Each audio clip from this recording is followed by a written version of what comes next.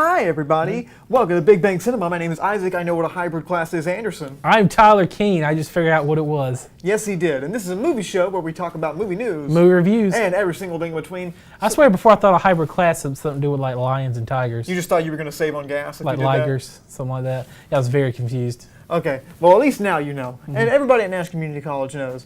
But, Now Mr. I Tyler, what a trooper. Let's just get Tyler a hand. Speaking of trooper, I really enjoyed that shirt you got. Thank you. I can't tell if this is sarcastic or not. Was that a Motel 8 that come out of, or was it a one of the little crappy ones in a Gold Rock?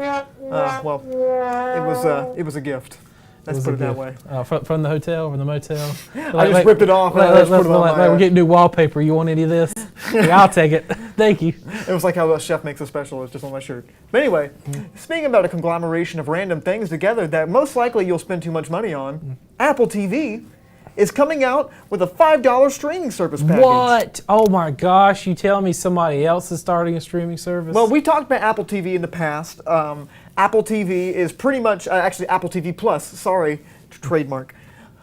This is going to be their streaming service. They're going to have a host of different shows. There's going to be a lot of A24 things, Neon Productions. There's going to be a show with Jason Momoa where he plays a blind guy. That's all I know about that show. Blind Justice. Yeah, Blind Justice. No, it's not Blind Justice. I wish it was Blind Justice. That'd be awesome. And this Blind Fury is all I'm thinking about. Oh, Blind Fury, yes. But yeah, this is the biggest thing was the price point. We talked about the 1.5 million streaming services they have. I just discovered there was another streaming service called Sony Crackle that has full-length shows that I've never heard of. No, they have a few. Most of them are shorts. They come off in like 5 minutes. Well, they might as well spurts. just not be like anything because I'm not going to watch them. It's all fail. Like every show they release gets canceled within a short period of time. I wonder why. Yeah, and then on top of that, Sony has the PlayStation Direct streaming service to where they have shows that make just on your PlayStation. That's ridiculous. That is ridiculous. That is absolutely ridiculous. But Apple TV, $5. And everything else is probably going to be a little bit more than that. What is Netflix up to, like $3,700 a month or something? Well, the NBC Plus and yeah. Well, we have NBC Plus. We have DC All Access. Shudder. Oh, we do have Shudder. We have Mumbai or what is it called? You know what I'm talking about? Mumbai. The one that nobody watches. Voodoo. Yeah, there's Voodoo too. There's a host of them. Sling. But which one are you having the most priority for? This is obviously one of the cheapest ones in the market. My first priority is going to be on the Pirate Bay. I love the Pirate Bay. Well, the Russians are definitely going to like it. Sir, they're Swedish. Well, I'm sorry. The Swedes, they're really good at them hackers, them Swede hackers. That's my favorite streaming service. They have everything and it's free, and they have video games. And now they have everything of yours too. So yes, that is probably true as well. But yeah, with the show stuff they have on there, especially with them partnering with the A24, that kind of gets me a little bit more apprehensive to like try to go to any of these other streaming services. I don't care about Disney Plus. I don't care about getting Disney Plus. If I had to get one, like if I had to choose one of these streaming services, I need to get Netflix or Apple TV. Probably just because of the quality of stuff that you're going to get. I don't know. What do you think? Lastly, what's the one you want to get? Probably Amazon Prime Video, but you get that just for your membership. Yeah. And probably, if I had to pay for it, the Netflix and probably Disney Plus, just because I can know what's going on in Marvel. All right. Well, I couldn't care less about Marvel. Let it die. So, do you think Apple is going to survive the 2020 streaming war? I think it will. I think they'll probably have to make a bunch of different decisions to change. Let's do this next year when the whole war starts. Let's like have a draft plan of who we think is going to win, and who thinks going to lose. That would be wonderful. Have almost like a football draft, like the brackets. Our fantasy streaming war. I like. Sorry, not cuckoo. I think that's a great idea. So we're going to totally do that. That's going to be totally one of our segments. Future Isaac, if you're watching this, don't forget about it. Please write it down in your notebook. And like every episode, we come there, like the cancel one, we mark it off the map. That's good. That's good. Or we kind of look at the profit margins, and that will be like part of our show. Anyway, speaking about a horrible disaster, Tank Girl is getting a remake. Don't know what Tank Girl is? Me neither. Tyler, what is Tank Girl? Tank Girl if Tim and Eric dropped acid and decided to make Mad Max. That's interesting. Yeah. Also, that was not a photo of Gwen Stefani. That was actress Lori Perry playing Tank Girl from 1995. So I'm not like I legitimately never heard of this movie. Well, let me give you a big description of this movie, like a prime example. Ice-T plays a kangaroo man in this. Okay. Yeah. Does he do a quality job?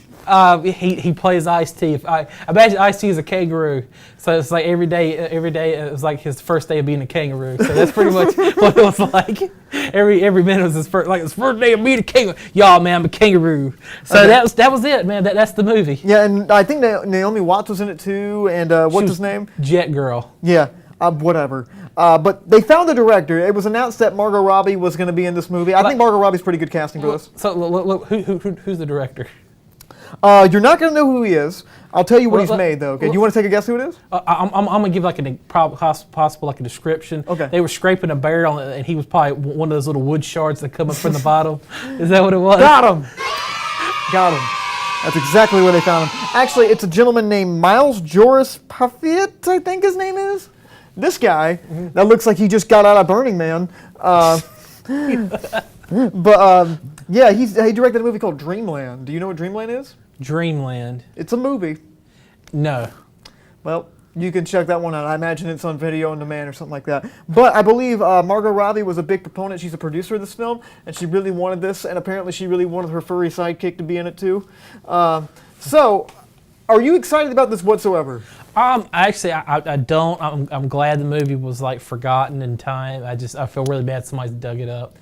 Yeah. So someone has raided this tomb and just like brought this thing back up, and it's just terrible. Yeah, It's like somebody just got smallpox and tried to spread it all over again. oh man. Well, any final thoughts on this before we go on? Don't do it. You still got time to walk away from it. But money. There's no money. There's like no money. You're not going to make money for this. If you're aiming for the 20 to 27-year-old market, they weren't even born when that first movie came out. The intended audience is not going to watch it. The intended audience was like 1995. They're not going to watch this movie. That was before I was born. Wow, really? Yeah. What year do you think I was born? 97. 96. 96. You were close. I thought you were going to say like 2004. I was born in 1942? 73. You remember when the Titanic sank, right? I actually do, yeah. I watched it with Leo drowned. You were 37 years old when that happened. I was 37 years old. Can you believe that? Well, time just flies when you don't know your own age. Well, speaking about chronic dementia, oh no. Face Off is getting a reboot. Man, I feel like all that we talked about today is just it's getting worse and worse and worse. Yeah, it's almost just like dementia. It seems like it's not a problem at the beginning, but it just keeps getting worse. It's like speaking of dementia, if you have not seen this film, imagine if both these characters had dementia and they made and that's pretty much the plot of the film. I look at it more like, what if these two people really didn't like each other and they were in a movie together where they had to act like each other, and they're both trying to outcage each other. It was like inside the mind of somebody with dementia. It was horrible. It was terrifying. Not terrifying like it was a horror film. It was terrifying just to watch that the studio was okay with this. Yeah, because these are two big name actors. It was directed by Mr. John Woo, who directed many action films. Mission Impossible 2 is probably one of his most famous. And there's pigeons in here. The doves. Yeah, just someone jumps sideways with guns. And there's a doves that go in the back. Are they in an airplane at one point? Yeah, and there's doves in there? He like jumps and the doves just come flying around the what do we call it? The area where the people sit. Yeah, the airplane. The airplane. It's called the airplane. They're just doves like just all in there. Well, this is getting remade, whether we like it or not, because money. I've never seen the original movie. I know that it is bonkers. Okay, what happened was they cut his face off, put it on his face, cuts his face off, puts it on Nicolas Cage. So Nicolas Cage is trying to play John Travolta, try to play Nicolas Cage, and they do vice versa. So it's just, I'm talking about over the top, horrible. Can we go back to that photo that we were just on, please, Amanda? Yeah, so Nicolas Cage looks like Nicolas Cage. John Travolta doesn't look like Nicolas Cage. He looks like Val Kilmer with like chronic stomach issues. Mm-hmm. Does anybody else notice that? Look at that. It almost felt like they're trying to make fun of each other in the whole film. What? Yeah, they're trying to mock each other. Yeah.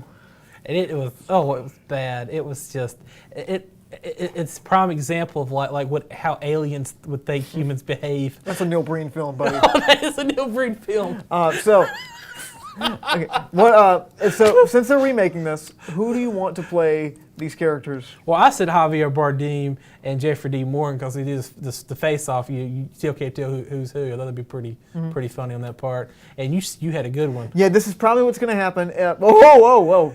Look at that. Ooh. That was more terrifying than my bank statement.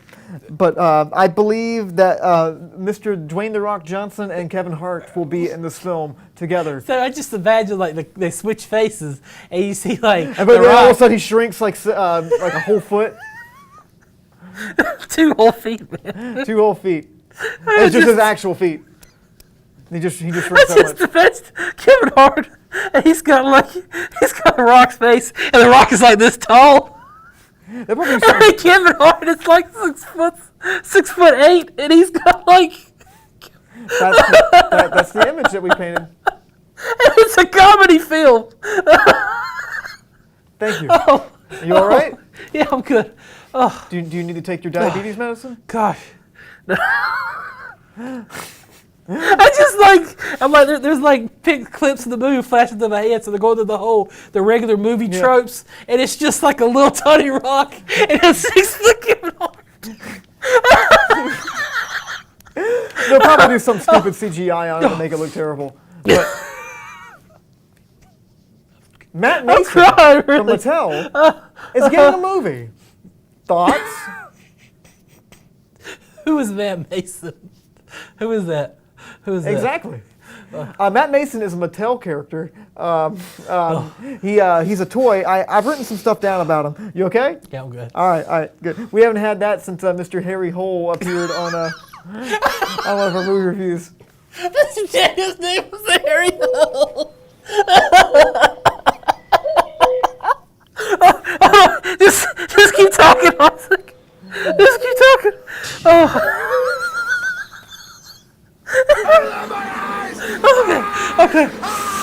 Okay.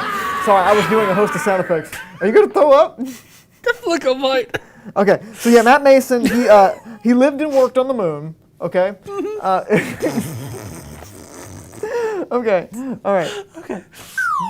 We got to get it together. All right. Okay. That's Mr. Tom Hanks laughing over there, by the way. Okay, so Matt Mason lived and worked on the moon. This takes place in the 60s, in 1966 to be exact. And there's an alien called Captain Laser, not Major Laser, but like Captain Laser. He's like an ominous, kind of like possibly hostile alien. You look like you're about to choke, buddy. I am. I'm trying not to laugh right now. Well, you got to give commentary from Mr. Matt Mason. So apparently Tom Hanks is going to play like everybody ever that's ever been an American. So he's playing another toy. He's playing another toy. Yeah, it's another Toy Story, but vastly different. Because we actually knew who Woody and Buzz Lightyear are. Is this going to be animated or is it going to be like Marwin? Which one? Oh gosh, the Uncanny Valley, the movie. Yeah. That was a bad one. What a hit. Oh, I don't know, where was it? Robert Zemeckis in the Uncanny Valley. Like the man lives there. He's got a little house in the Uncanny Valley. He just goes in, it's just like just a picture of 36% Rotten Tomatoes. I can slap so much. I can't. You gotta be careful what you say. We're on the radio right now. About to say it. We're on the radio. I'm not gonna say it. All I remember about Welcome to Marwin was there was a lot of cliched dialogue and really creepy special effects, and I didn't see it. Wait, hold on. Are you talking about the Polar Express, or which one are we talking about here? Another Tom Hanks picture. Yeah, another Tom Hanks or Robert Zemeckis picture. Yeah. Oh. Is Robert Zemeckis doing this too? I don't think he might. He might.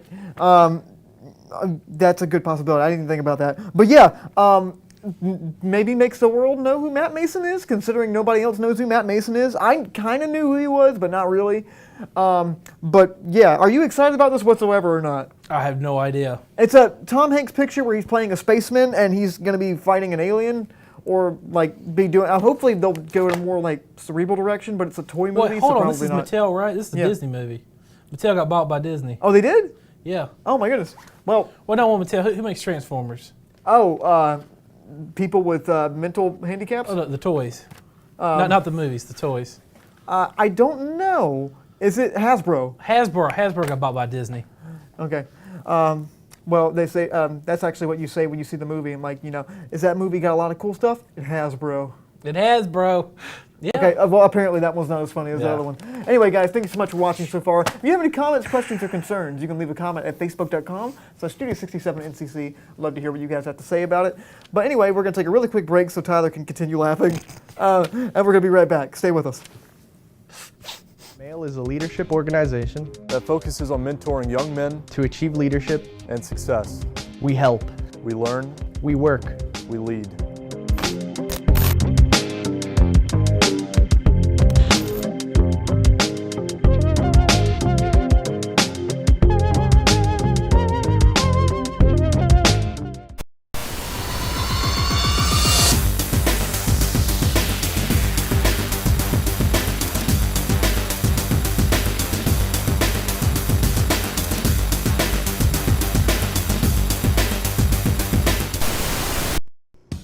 When it comes to culinary arts, Nash Community College is here to turn your burning passion for food into a career.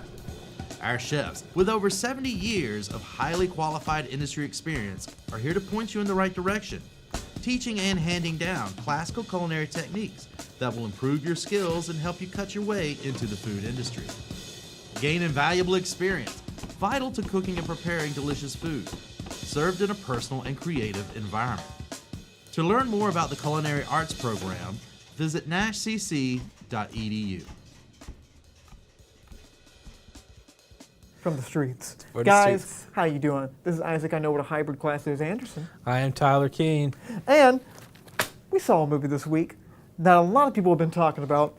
And For years now. I think we might be split on this.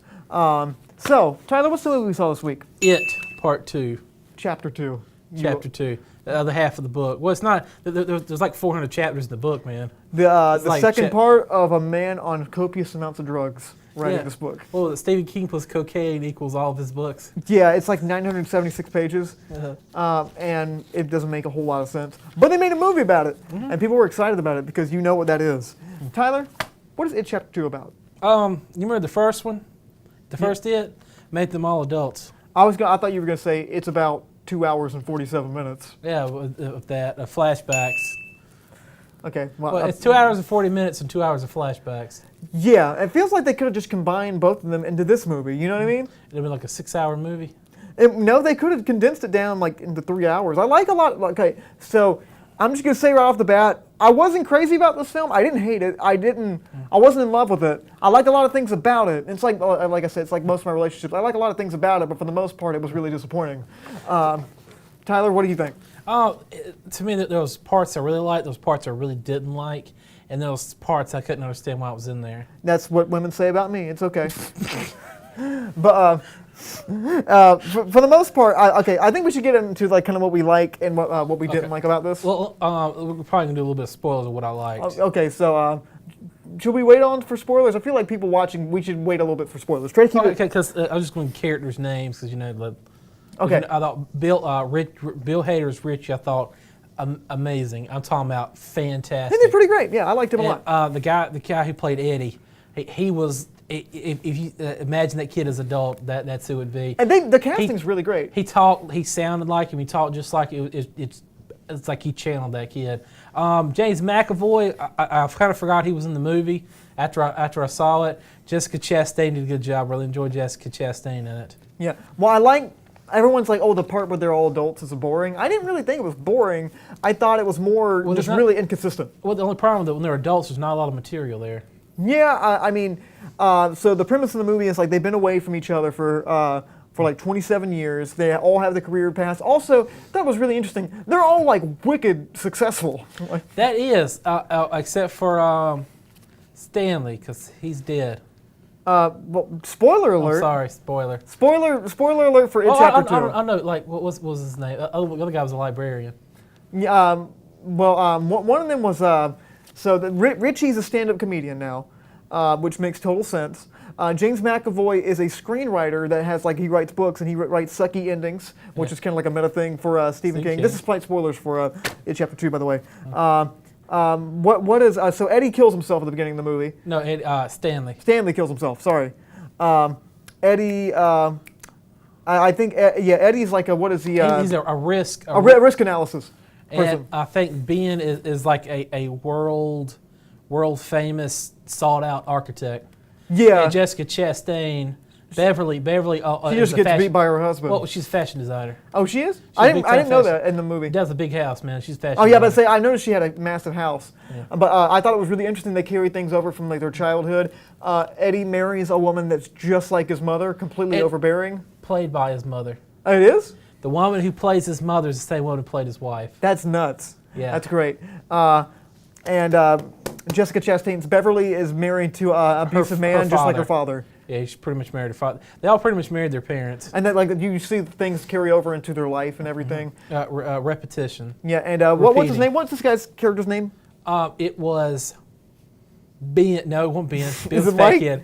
Mike. It was Mike. Yeah, it was Mike. Isaiah Mustafa was Mike. Yeah, and he's the only one that stayed in Derry, and like he remembers everything. Apparently, everybody else has forgot it, and they bring him back, and they don't want to be there. They wonder why they're there, and everything starts coming back, and they go kill it.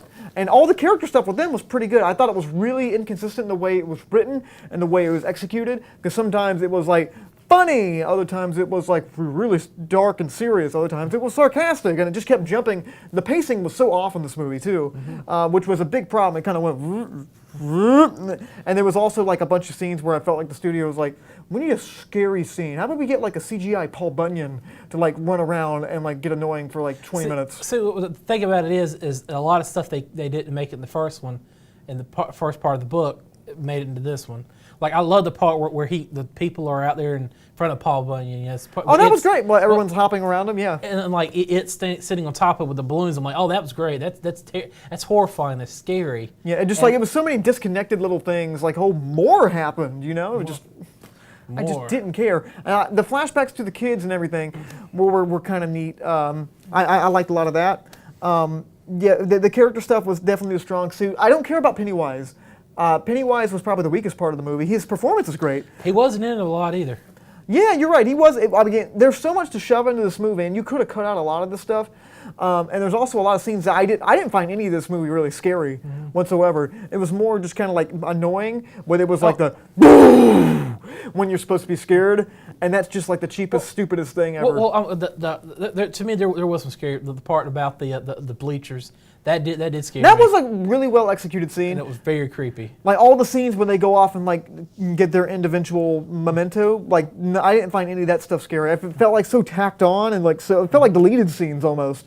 And I didn't know where deleted scenes. And at the very end, I thought that was kind of like, does the spider have a Pennywise head in the book?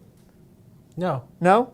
Well, did they just do that because you would know who that was? Yeah, pretty much. That's so stupid. He was the spider I clown. felt that too. And also, was it you that said, why did everybody else have like a personal flashback at the very end, and like they had to conquer their own fear and demons, except for Mike? Yeah. Mike was the most underdeveloped character. Yeah, Mike was like, I'm here. Yeah. I lied. He was Captain Exposition in this movie. Yeah, he was. He goes stare to this leather pouch. I'll explain what it is. Take this acid and like stare at this. Pouch. Yeah, pretty much. Try the acid. Won't I tell you how it come from? Yeah. And ironically, Let's listen to Unknown Mortal Orchestra and look at this ancient Indian thing and just chill, bro. he was the first person that took acid. Had a crazy trip. The trip turned out to be true. Yeah, well, I mean, it was completely true, yeah. Yeah, it was absolutely true. It what came down on a meteorite. And this is the director, Andy Muschietti, who directed the first one. He's directed a few other things before that, but... A mother. No, he didn't direct Mother. That was Darren Aronofsky. The other one. man. Mama. He did Mama. Oh, yeah, he did Mama. Mama, that's what I you were mixed close. up. It was like, it was the familial mother. The scary one, Mother, Mama. She's Mama. Yeah, and not to be confused with Ma, the one with Octavia Spencer. What's another name for Ma? Old woman? Madre. I don't know. But anyway, yeah, I thought this movie was really kind of all over the place. Yeah. I like a lot of things about it. Thought the horror elements were stupid and over the top, and I didn't care about them all. It was like an assembly of great ideas and really bad ideas. Yes, it's almost like a man on cocaine wrote it. Yeah. But to their fault, I would say this is probably the best anyone's ever done with the source material. This is, I agree with that. Because this kind of really mirrors the source material. It's really weird editing moments too, but we're running out of time. You can look those up. There is some really bizarre editing moments. I think it's because they probably didn't think some of these scenes were scary and they try to edit them in a different way. It's weird. The leper vomit. Yeah, you watch Red Letter Media for that. Anyway, guys, I'm gonna give this movie a 5 out of 10. I just didn't care. I'll give it a 6 out of 10 actually. Okay. Because I mean, to me, what sells the movie is the performances for the cast. Yeah. Except for James McAvoy, I just felt like he was kind of there. Also, I will add one thing before we go, because I didn't want to say this. That opening scene, since we're going to spoil it a little bit more, there's an opening scene, apparently it's the same opening scene as in the book. There's a gay couple that gets like completely massacred, and one of the guys gets thrown over into the river and gets eaten by Pennywise, which is a great opening, and it was very brutal in the movie, but I don't know, the execution, the writing just felt very like dated. 80s. It felt very 80s and dated, like, we don't want no gay folk in this town. I'm not kidding. Like, I thought it was a flashback. I thought it was like something that happened back in '89. Somebody else tried to tell me that. Even they were dressed like they're from the '80s. And Yeah, it was I know. like not 2017. I'm like, it's 2019. Granted, that stuff still happens, but it's like not like that, you know. It was just felt so like it felt like 1960s like segregation or something like that. Because now they would have gone on Facebook and done something. Yeah, I don't know. That whole execution just felt off to me. The idea was great, and for the most part, like, you know, the directing was pretty solid, but the way it was written and executed was just weird. Yeah. Anyway, guys, yeah, that's what I thought. Oh wow, cool. That's a sound effect. Thank you guys so much for watching. Next week, we're possibly going to be seeing a movie, maybe not. Downton Abbey's coming out and Hustlers is coming out, and both those movies, one sounds completely boring and really unrealistic, and the other one is Hustlers. So, I don't know. Tyler, well, we'll decide. Guys, thank you so much for watching. My name is Isaac. I know what a hybrid class is, Anderson. I'm Tyler. Stay lovely. I'll see you next week.